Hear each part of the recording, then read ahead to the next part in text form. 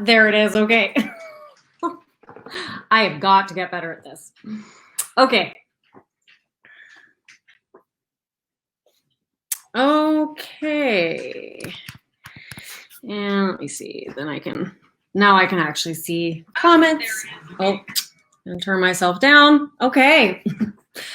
So today I want to talk about focus because focus is pretty important. And even though nobody's here, I'm probably going to start because I'm really terrible for going overtime. And also 6:30 I've been walking my dogs at 6:30. So that's become the witching hour. And yeah, so at about 6:30, my dogs start to go a little crazy.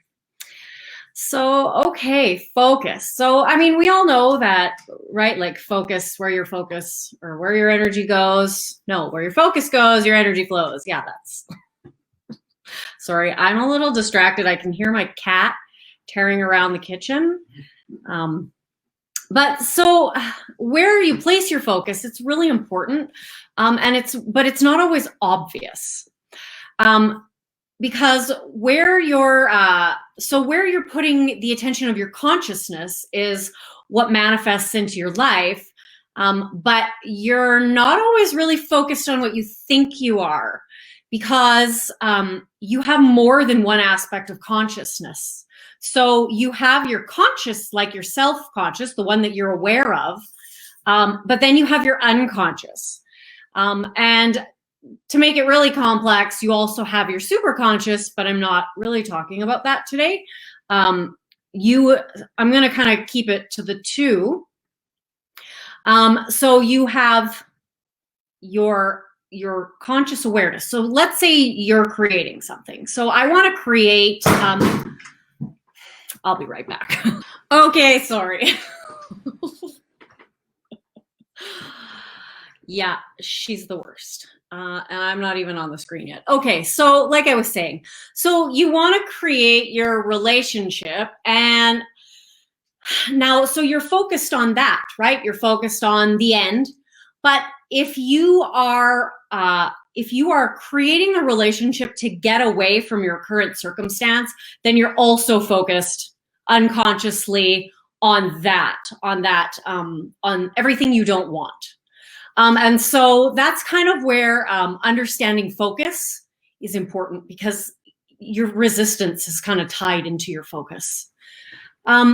So you want to, the cure for that is essentially to begin to be able to start enjoying the now, right? Because your focus isn't really just what you say to yourself. It's actually it's big, and it's really subtle. So for example, your focus, your values, your focus is related to your values. So if I really value marriage, then I'm going to be focused on maintaining my marriage at all times. And so how that can really kind of trip you up when you're creating is that it creates resistance to the current situation. If your marriage is, if you're separated or you're divorced, or your marriage is kind of in a point of like being really tumultuous. So that shows you that you've got this focus. Baby.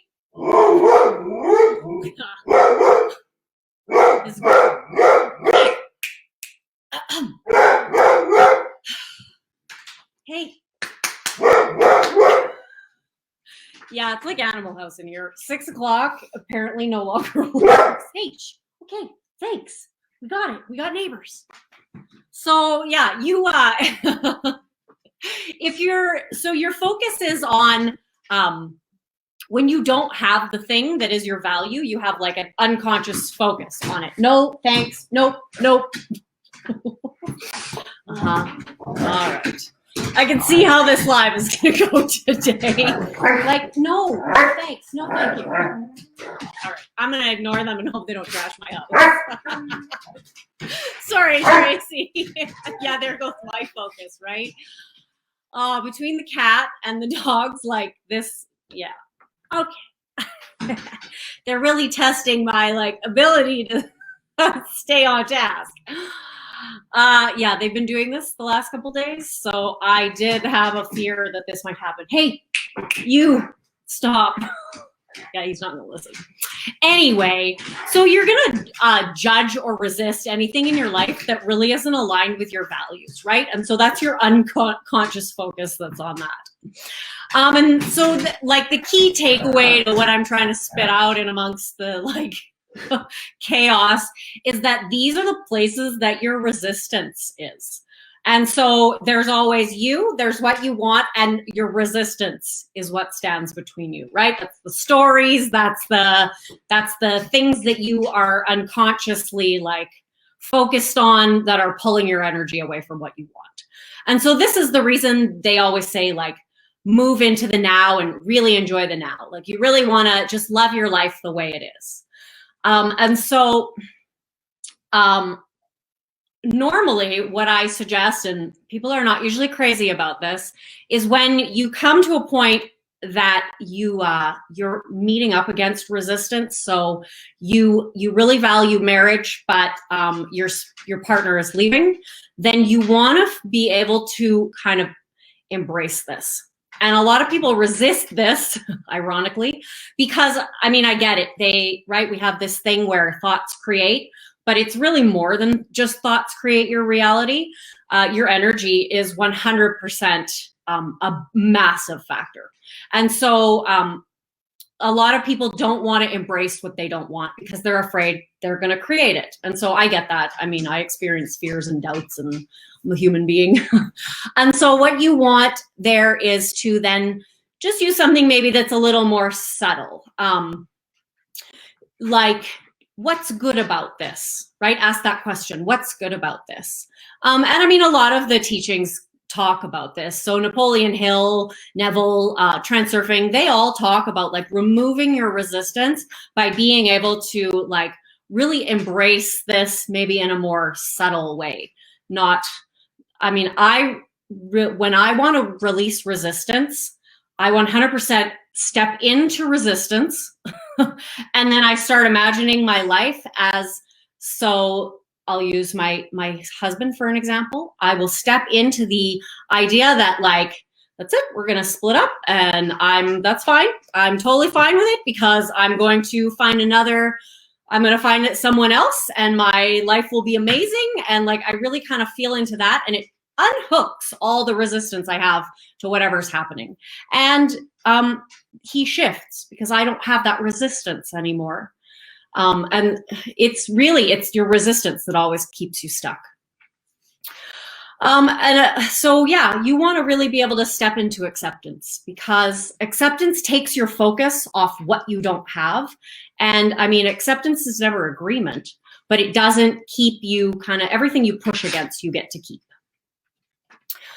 And so let's see, the biggest part of focus is shifting it away from what you don't want, because that's always like a survival instinct response.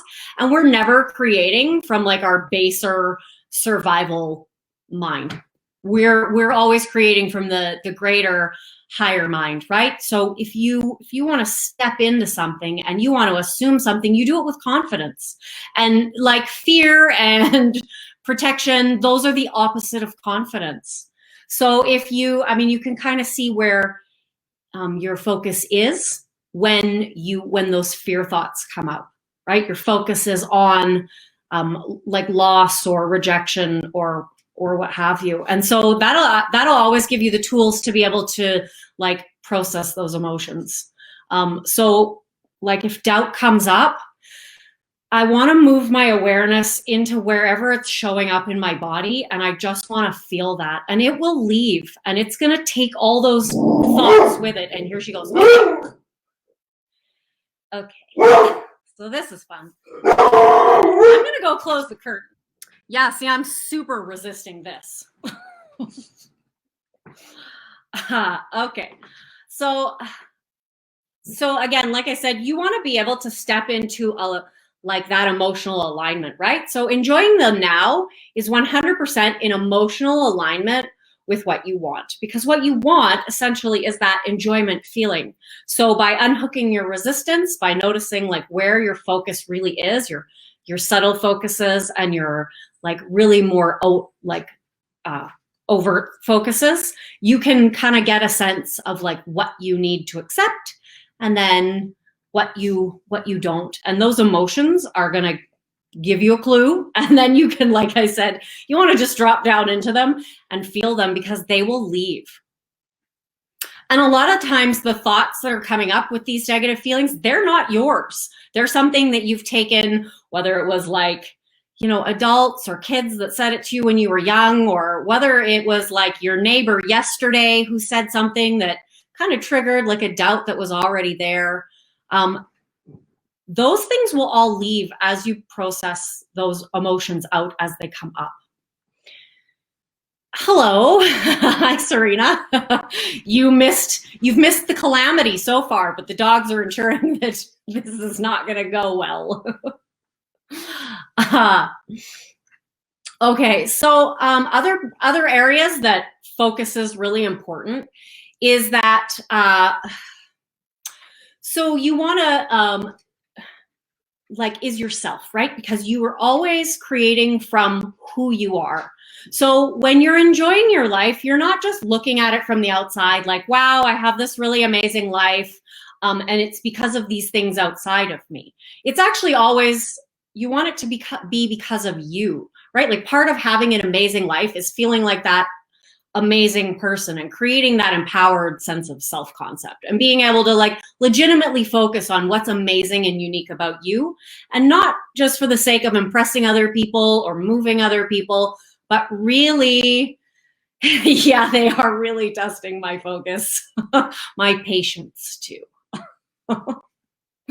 However, it's a good exercise. But you really want to like have that state of being because it keeps you grounded. It creates that like natural confidence. And that really also comes down to just like as those doubts come up, and I'm pointing here because this is where mine are almost always, but as they come up, you want to be able to just move that out because it's, as I mentioned, it's going to take a lot of that stuff with it.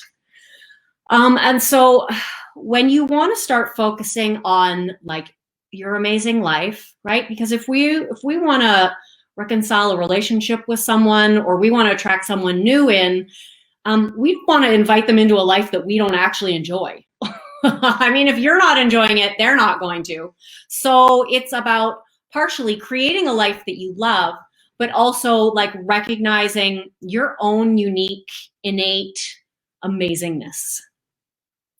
And so you want to do this because, I mean, it's easier said than done, is you want to really take a minute and think about at least 5 things about you that are irreplaceable, right? And so this is really especially important with people if you're kind of struggling with experiences or emotions of rejection, because we often put our value based on how other people respond to us. That's a whole part of like the individualization process. I mean, we all came into this world as the embodiment of love.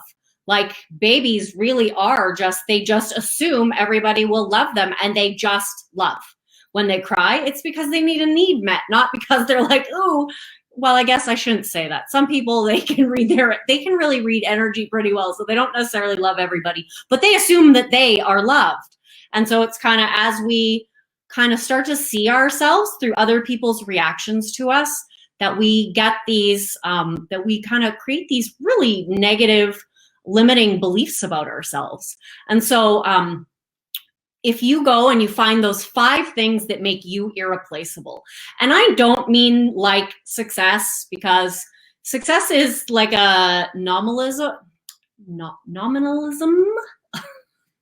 And that is basically where you kind of create a concrete concept of something that's really intangible, right? Like success, like what even is that? Can you put it in your pocket? Can you wear it? You can't touch it. And it's really subjective. I mean, If you tell one person you're going to make $100,000 this year, they're going to be really happy and feel successful. And another person is going to have a nervous breakdown because they're used to making so much more money. So, I mean, like, and what is success? So success could be making money for one person. Yeah, absolutely. Yes, what you do when you feel like when you're doing things that really kind of foster what your own ideas of like confidence and success, your personal purpose. Absolutely.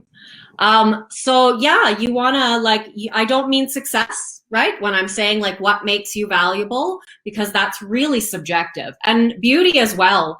I mean, I think the best meme I ever saw was this really amazingly attractive woman. And at the bottom it said, somebody somewhere is sick of putting up with her crap.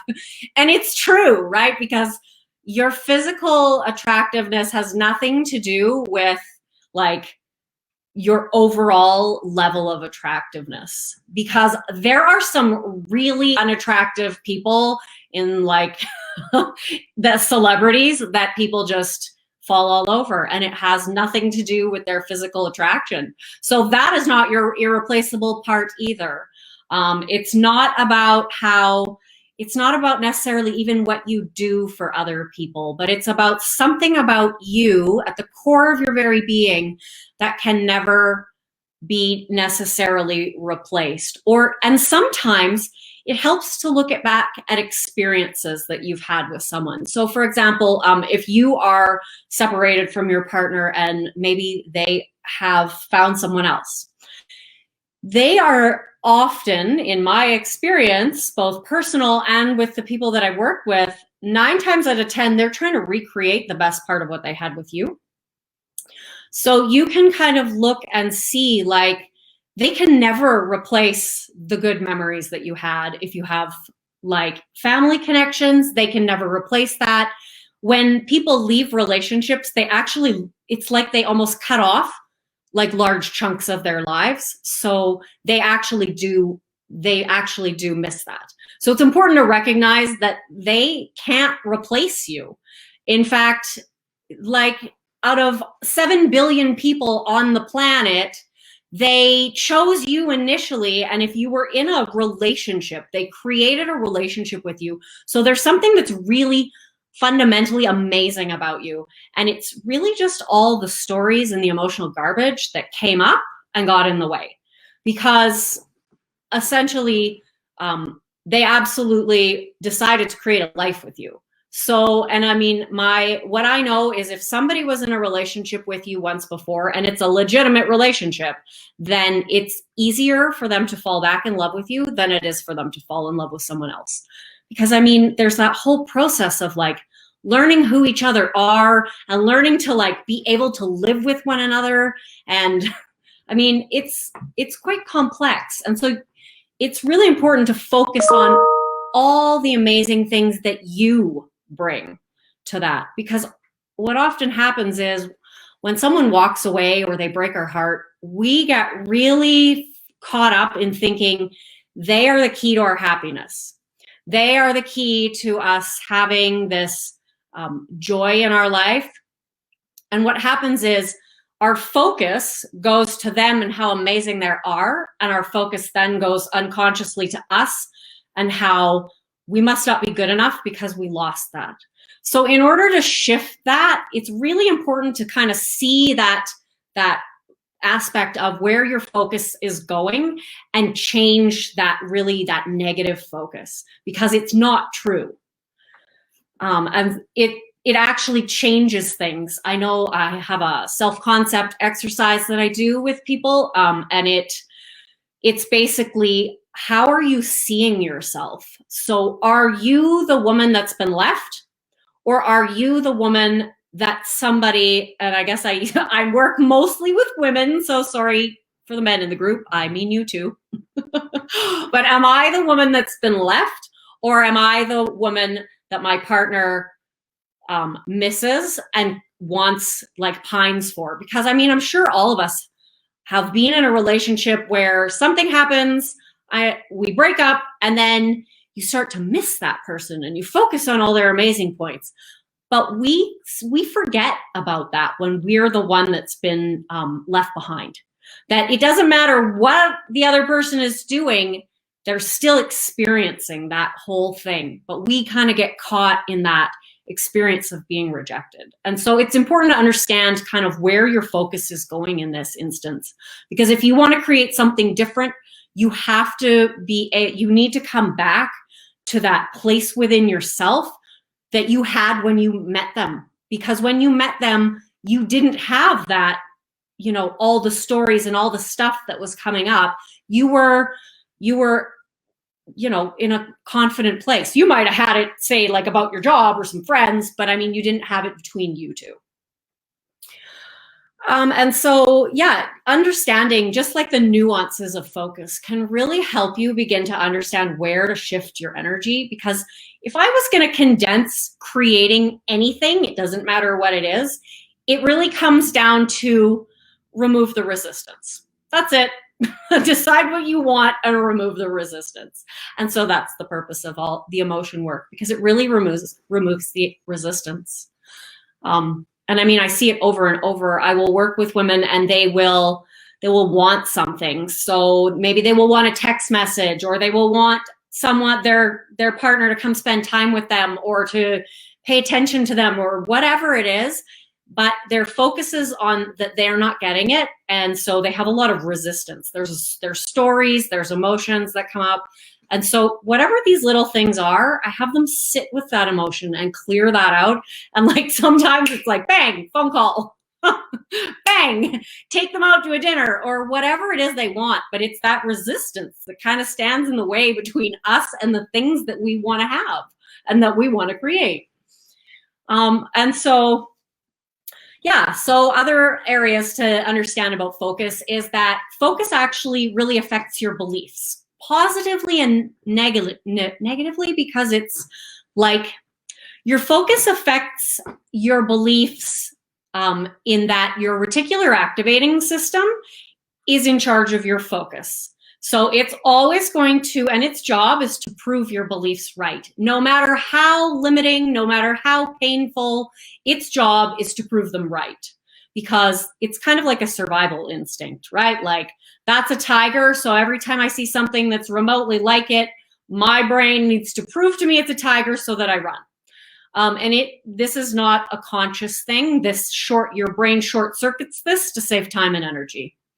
And so you want to, when you find yourself focusing on negative things, it's really helpful to understand that that is the function of your brain, and it's trying to prove some sort of limiting belief. But you can actually reverse the process if you, because so for example, when people use affirmations, I always have them find reasons they're true, because you're resetting your reticular activating system to make that true for you. Because if you're saying something to yourself over and over, but you're still focusing on the old thing, which is, you know, maybe that nobody likes you, then your assumption bias is going to find all sorts of things from the environment to prove that that's true. And then you're going to focus in on it, because that's just how your mind works. So you want to decide really what personal attributes you want to choose. Like, am I confident? Am I, capable? Am I whatever that is? And then you want to begin to notice all the ways that that's true for you. And sometimes that is where it kind of feels like we're making it up, but it does become more like your natural setting. And then you're actually able to leave those old things behind. So, like, for example, it came up this week. Some people that teach manifestation basically teach that you can't manifest someone back. I strongly disagree. I've done it more than one time. I've done it accidentally before. It's 100% possible. And so for me, it's because I don't have the belief that you can't do it. So when I hear people say that, I'm kind of like, meh, whatever. They might as well have said like pigs fly. I'm like, okay, whatever you say. Like, that's because it's not in my belief system. But if you have that a belief that supports that that might actually be true, then every time that comes up, that's going to kind of create an emotional response in you. So you're definitely going to want to look at that emotional response. And I would suggest that maybe, because I can guarantee everyone that wants to create a reconciliation knows someone or has heard of someone that's done it. And if they're not able to do it, they probably have or have not let me rephrase that. If they have not yet done it, they probably have an unseen belief that that it's possible for other people, but it's not possible for them, or they just can't manifest, or whatever. All of those things are not true. Unless you believe those are not a thing. So you absolutely can, and it has to do with removing resistance, and just like, because your resistance affects your personal energy, right? So if you are sort of hovering in with beliefs that are really limiting, then it constricts your personal energy. It actually even constricts your physical body, right? When you feel negative emotions, your shoulders tense up, your whole body begins to tense. And so your body's actually, it's really an excellent indicator. Yes, they come back, you choose. You just have to get rid of your resistance. And so, yeah, you can actually notice, like, when your body is tensing up, your energy is constricting, because your body's an amazing, it always expresses your unconscious, because 80% of your unconscious is literally coming from your body. So yeah, so why am I talking about focus? As I said, because it kind of gives you a good indication of where all your resistance is. Anything that's like a non-negotiable for you or a must-have is definitely a point of resistance. Because one thing I know guaranteed is we always can have the things we don't want. But if you want something, you're kind of in that place of lack, right? Wanting immediately implies you don't have it. So that's why you want to move into this space of accepting where you are, because I can't get to a new place if I don't recognize really where I am. And so when recognizing where you are, you don't want to get hung up on that. And this is where a lot of people do get hung up on, like, all the challenges. And I don't deny that there are challenges, but I do know that when you can unhook these things, when you can clear out those emotions and shift those perceptions, everything changes. And so it is really just a matter of learning to catch these. A really good example of how even having your focus on the wrong thing can keep things away from you. So I worked with a woman, and this desire is 9 times out of 10 the thing the women I work with want. They want their husband home. Now, I told her on more than one occasion, that's not the goal. That is not the goal. That's the byproduct. The goal is to create a connected relationship. Because imagine this. So your partner is out of the house. There's conflict between you of some description, or they're ignoring you, or whatever it is, but it doesn't feel great. And you just want them to come home. So they come home. Everything else is the same, but they're home. No, thank you.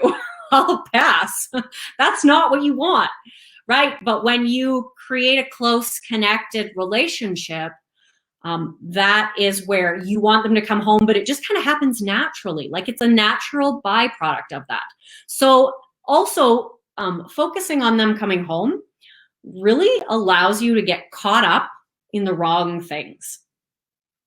So for example, every time, so they were coming closer and closer together, but every time he would leave and go to where he was living, she would fall into it's not happening, even though they had just been on a date.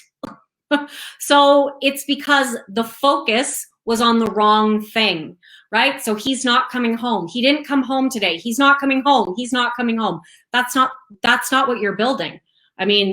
you're building this close connected relationship where he was avoiding you and now he's spending time with you. So don't get caught up on the wrong thing. And so many people I see do.